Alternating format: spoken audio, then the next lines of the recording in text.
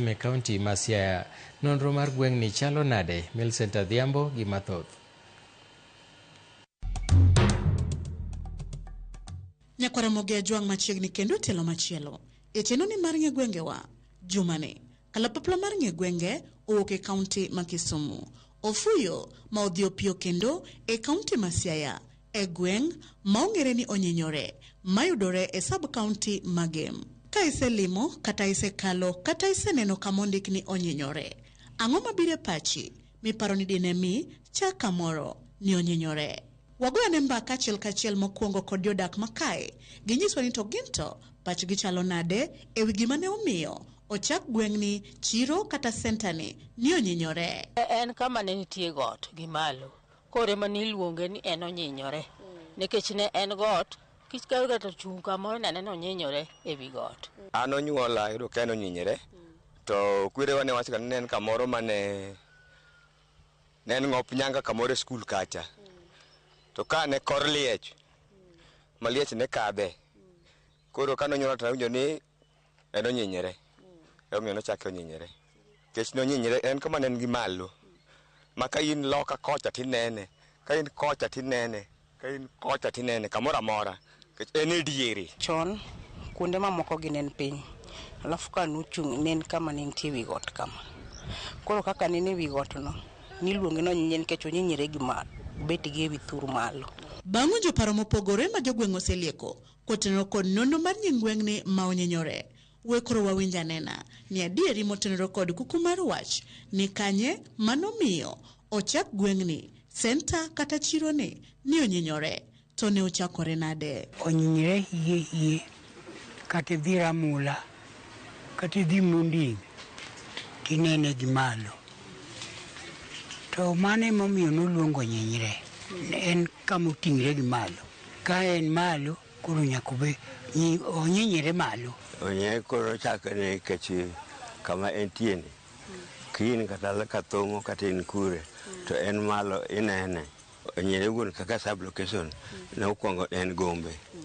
Koro kopoge Gombe, koro dong' kar kende en Onyinyore sub location. Onyinyore, humbe landore kod weche kata timbe mage. Mokwongo arita rach nikech kata kituo, ok inyal wuok. Gimoro ja pikipiki ok nyal wuok ka sa 3. Kata kiteri e osiptal, inyalo tho athoya nikech arita rach. Ka japiko ogolo apiko ne idhi tong'e, idhi nege, idhi maye apiko. Ne wan gi jathum miluongo na Wino Lawi. To ne iwacho ni onyinyore. Emomiyo humbe olandre. Wan gi chonde ni kacha, to gi senta wa matin ni. Liech ne nitie onyinyore ka. Kama koro intie piny lokore, kar ka en pap lilo. Pap.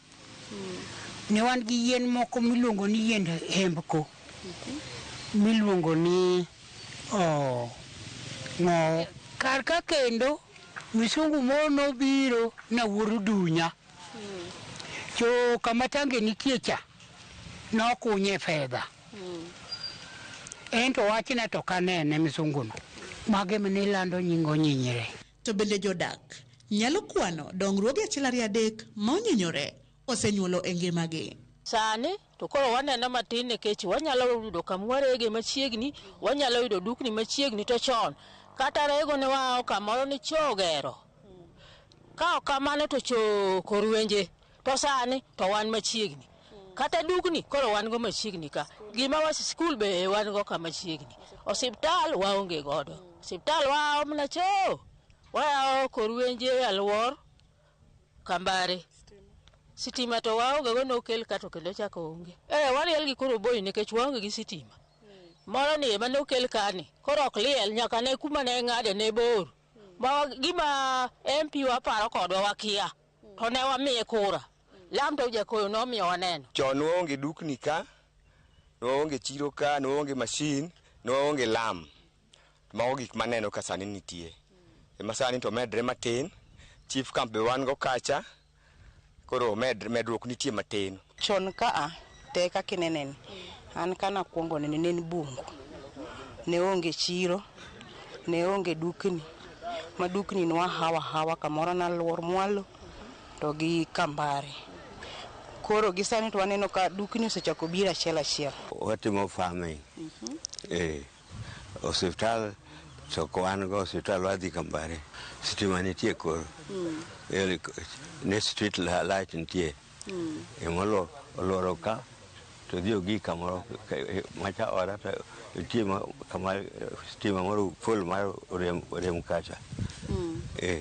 Pauni ne wagoyo mpira kapod watin iluongo na bisidi.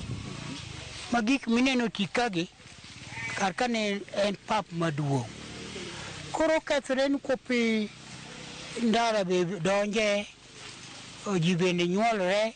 Onyinyre nogoni berne emomiyo kelo pi nikech kane wan ni rera to ipenjo kama idwa kete pi. To dhano ka dhano nosiemo nonyinyre mane onyinyre gi malo oketi pi tange ni kacha. Mano ok ber onyinyre. Kata bedo ni jodak kwano dongruoge achiel ariyo adek magiseneno e onyinyore kae, rem kod kwayo mane magin go magigombo ni ka otim kendo kel e alworani ma onyinyore, to onyinyore biro metni madongre chal kod kuonde mamoko. Wan wakwayo sirikal gimiwa kata osiptal. To gikonywa nikech nyithindwa giwinjo matek, gitong' mitong' gi godo. Jo pikipiki oluor kitwo te tho e ot jowadwa. Kata kaka inyalo dhi onge. Nikech ka giwuok giyie mondo gigol pikipiki ne. Kosegi awadi kata kokalo saa 2 kama ogiyie. Ita thoya. Koro wan wadwa rita makende mondo sirikal okonywa. Waonge gi chiro to waonge go osiptal. Choche be waonge go ka ma dhano nyalo konyre godo. Koro wakwa sirikal ni koyie to omiwa kar chiro moro to wagere osiptal to wagere nyaka choche. Waremo skul onego medonwa moro. Koro waremo osiptal ma pod waonge go nikech chuno ni ka ng'ato tuo gotieno to kaka inyalo haw kod thieth onge. Osiptal bende ma wan go man Kambare mwalo kacha machiegni yath tin. Chiro kaka joma mine wagombo no yawnwago obed malach, obedo matin kako tinni. Koro wagombo ni sirikal mondo kelnwa modern market mondo wawuoge asekrani obed chiro moro maduong' nikech ng'en ka chiro nitie gweng' to maendeleo nitie mopogore opogore. Osiptal monego wabed go mwaremo gima duong' ahinya. Waonge osiptal. Walawo na osiptal Korwenje, walawo osiptal walawo Kambare kata Alwor. Waonge gi sekondari. No wachako moro kata digni pokopo okodhi maber. Mano wadwaro. Nyakora moge jwang' mana kamano gi kanyo mwachopo gode giko matelo makawuono e chenoni mar ng'e gwengewa.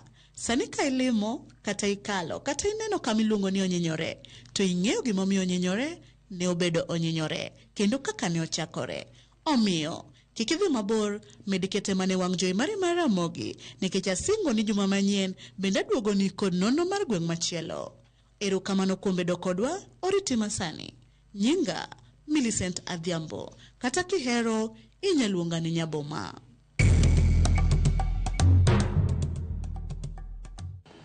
Erokamano Millicent Nyaboma kuom report